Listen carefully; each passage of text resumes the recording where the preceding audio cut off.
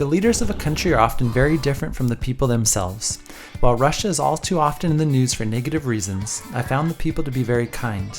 A few years ago, I spent 1 month traveling across Russia from St. Petersburg to Lake Baikal, and here's what I saw. I started my journey in St. Petersburg. St. Petersburg, the grand city of the Tsars, has the White Nights, those 80 or so evenings running from May to the end of July, when the city emerges from long months of cold and darkness and celebrates the brief return of the nearly round-the-clock daylight. St. Petersburg has about 6 million people, making it the second biggest city in Russia, only after Moscow. It is the world's northernmost city of over 1 million people, and is a fantastic place to walk around, particularly in the summer months, when the weather is beautiful and the days are endless.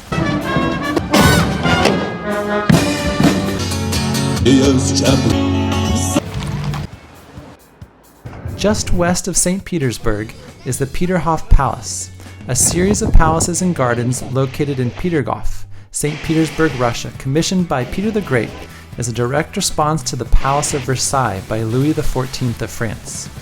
I really enjoyed walking around the beautiful gardens and fountains at the palace. High-speed rail here from St. Petersburg to Moscow, ready to go. Moscow is easily the biggest city in Russia, with over 20 million people in the metropolitan area. I found the streets of Moscow to be buzzing and full of life, with tons of live music and energy in the streets. I hadn't tried Russian food much before, so I was eager to try several of the traditional restaurants, and found the food to be delicious.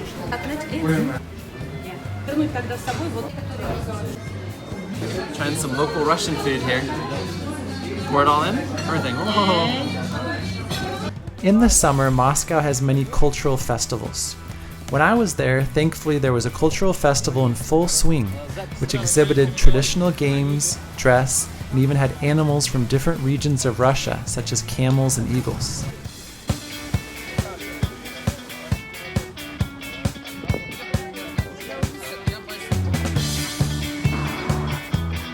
Moscow is really a vibrant city.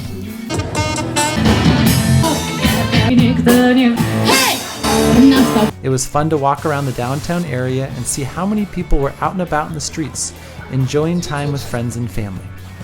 Moscow really felt like the central heartbeat of Russia, and I enjoyed spending several days here to get a real feel for the hub of the country.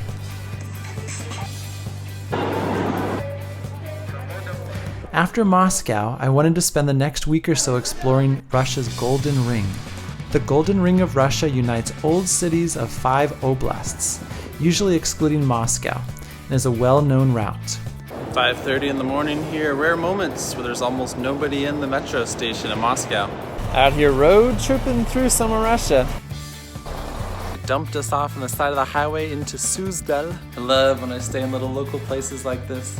Guy speaks no English, it's a little family's home here, right on the edge of Suzdal.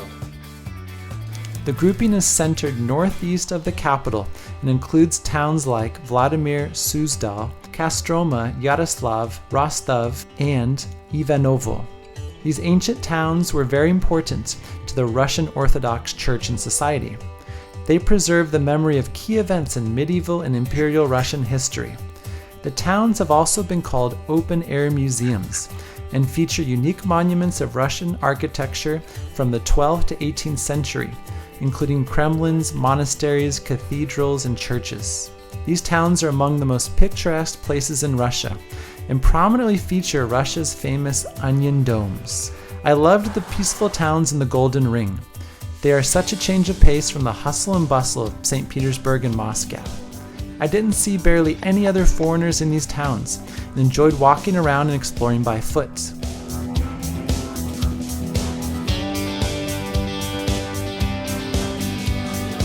On the Golden Ring, I found another wonderful summer festival with many events like weightlifting, tug of war, wrestling, and traditional arts and crafts.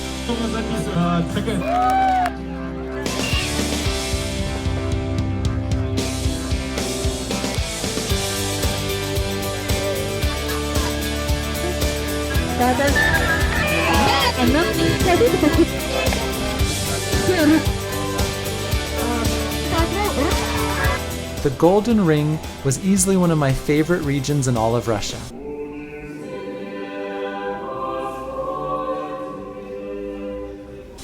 After visiting many of the towns in the Golden Ring, I was excited to visit a new region of Russia I had just recently learned about, Tatarstan.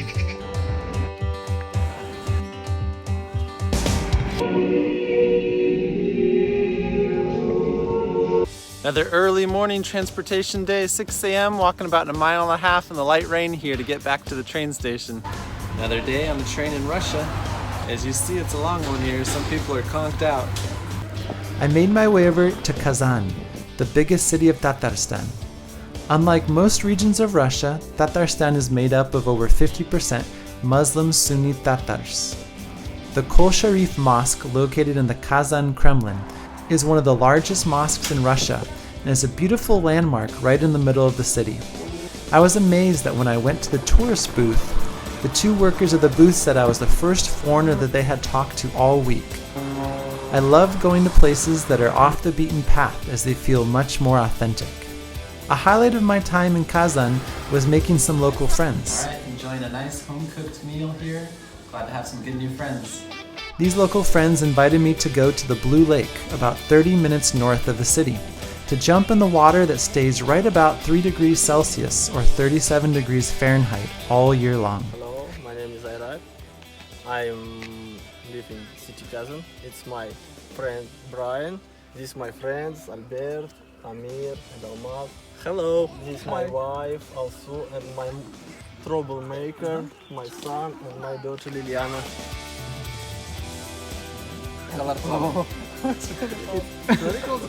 Давай, Арат, долго. Давай, Арат, быстро.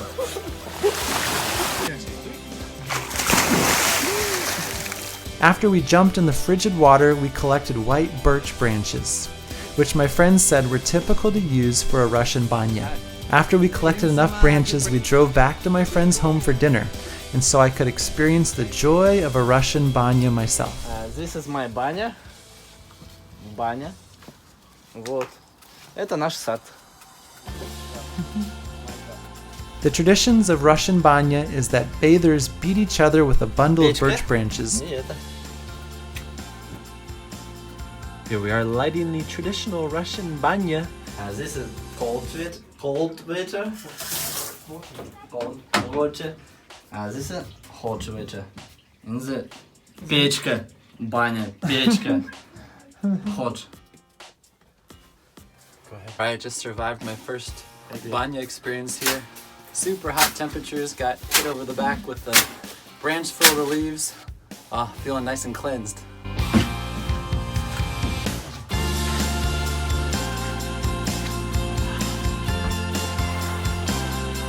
While in Kazan, I wanted to get out to see the Volga River, so I made a day trip to a small town located at the confluence of the Volga and Spyaga rivers.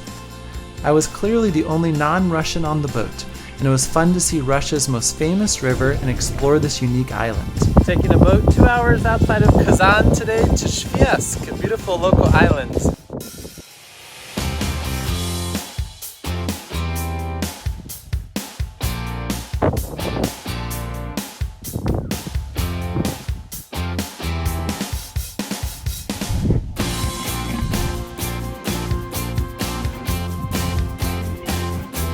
Back in Kazan, I wanted to visit the traditional Tatar village that is right in the downtown area. This is a great area to pop into the shops and restaurants and get a feel for what life in the past used to be like in Tatarstan.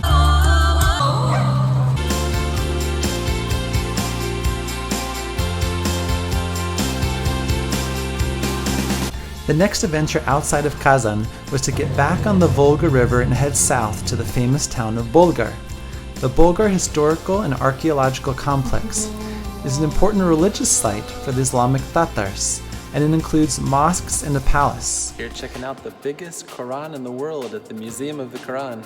During the Soviet period, Bolgar was a center of a local Islamic movement known as the Little Hajj. Muslims from Tatarstan and other parts of the Soviet Union could not participate in the Hajj to Mecca, so instead they traveled to Bolgar. Alright, trying on some traditional Tatar clothing here at the camel farm. There is also a camel farm in Bolgar, which makes for a fun place to visit and get up close and personal.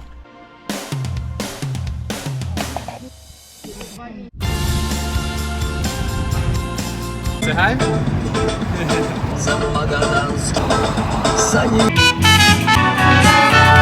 After visiting Bulgar, I went out and visited some of the smaller villages in Tatarstan. These are picturesque little villages and are often close to the Volga and Kama rivers.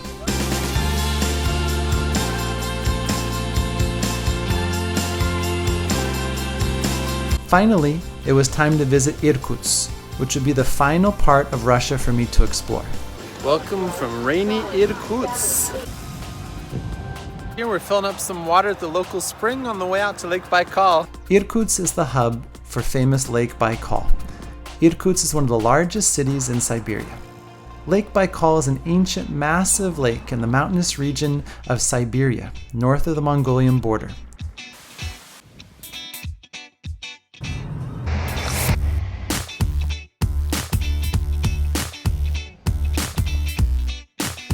Fun getting out here on the water in the deepest lake in the world, about 5,000 feet deep or about a mile deep out in the middle of the lake.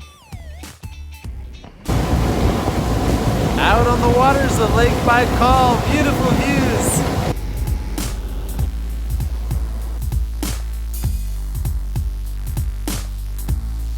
Out exploring some of the old boats here on Lake Baikal.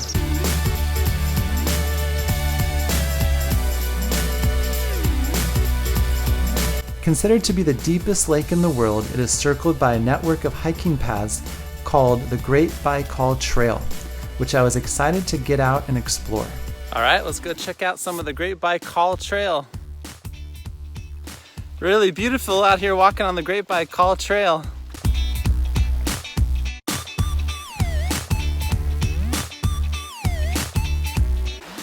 Lots of ups and downs out here on the trail. Made it down to the beach for some lunch here.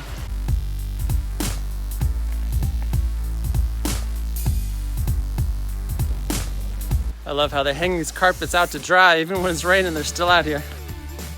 Russia is so extensive it has 11 different time zones. Clearly, with 1 month, I barely scratched the surface of this enormous and fascinating country.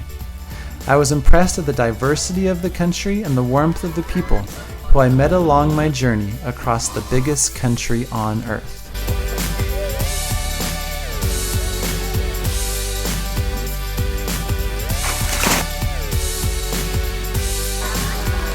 Ух ты, что творится?